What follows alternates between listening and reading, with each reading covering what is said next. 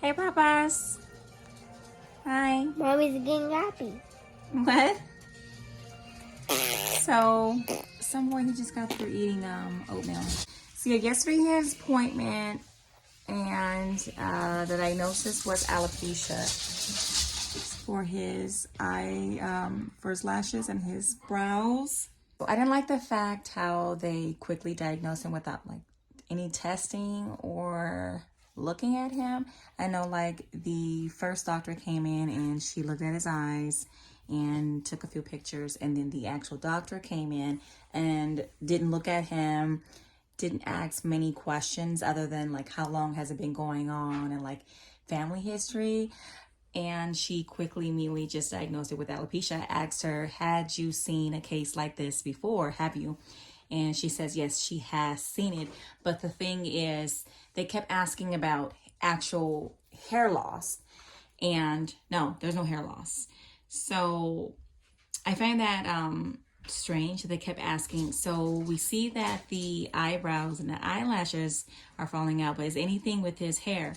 So it seems as if they have seen this case with the lashes and the brows, but then it was also tied with hair loss. I asked about testings, actual testings. So they did tell me that they could cut a piece of his skin near the eyebrow and that they could test that, but that they don't think that they need to do that. They could also do a blood test. I said, yeah, I would rather do that because again, while sure it may be alopecia, it does look like a case of alopecia. So they said that they would draw his blood. We went down to the lab to get his blood drawn. So this is what they are testing for here. So of course they're going to look at everything else, but they want to specifically look into his thyroid. It was so strange that they kept asking like, stuff about like, is anybody in the family having diabetes or thyroid issues and a bunch of stuff like that. I'm like, what does diabetes and thyroids have? That's what it was. It was like issues with thyroids and thyroid cancer and diabetes and stuff like that. And I'm thinking to myself, what does that have to do with him possibly having alopecia? Another thing that I did not like, they kept asking us over and over again, so have you seen him pulling out his lashes and his brows? And we're like, no, absolutely not. They're like, are you sure he does not? And we're like, no, he definitely does not. My husband and I both were like, no, he does not pull out. It's impossible. Like, I watch this kid sleep. We're with him 24/7. Like, he is not pulling out his brows and eyebrows.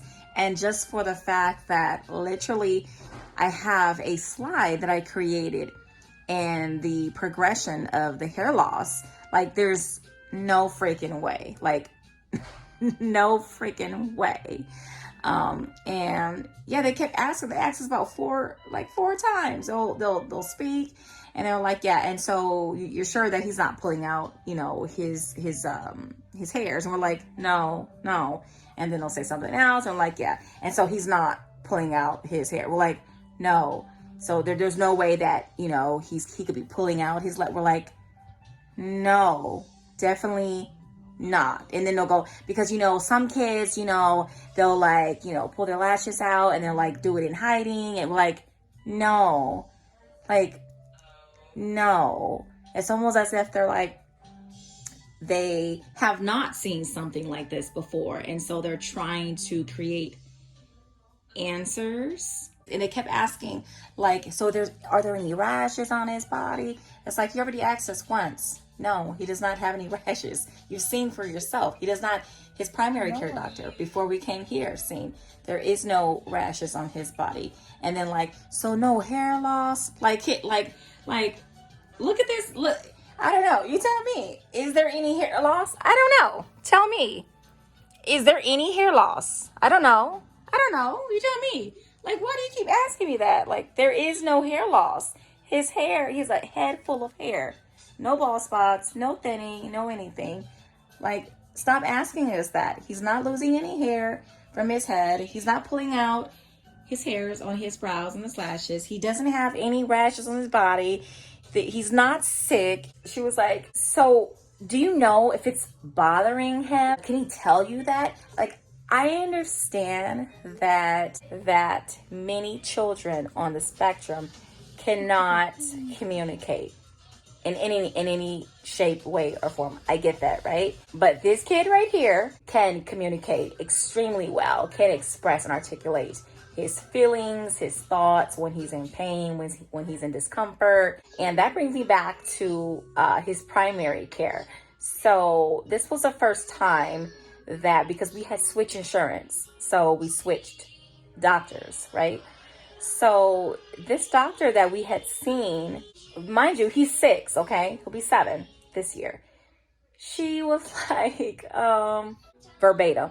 So is he having any accidents during the day? And I'm like, woman, he is 6. I'm like, no. Does he wet the bed at nighttime? And I'm like, the heck?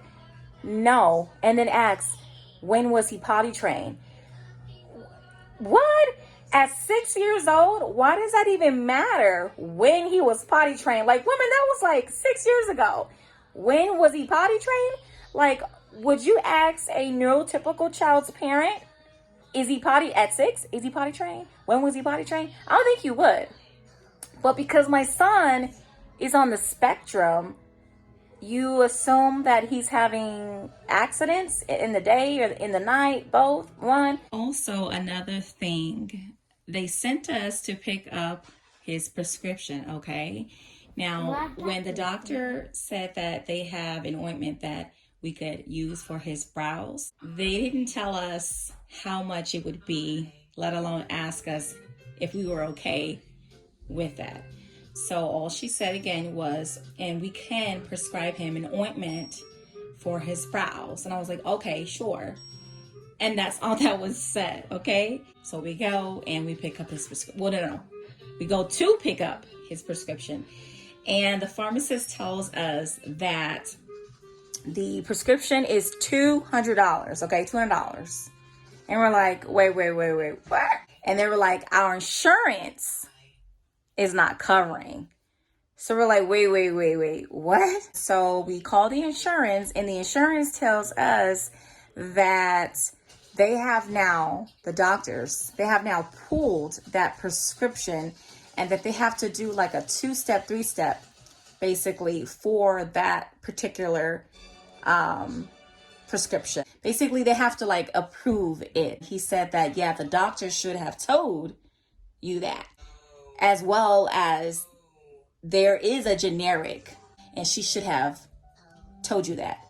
The great thing about all of this is that it's not bothering him, right? You know, I can see that if it's very painful, very itchy. It was itchy at one point, but we've been giving him the Claritin because, you know, he does have a small slight case of allergy as well. So, but the Claritin works really well for him.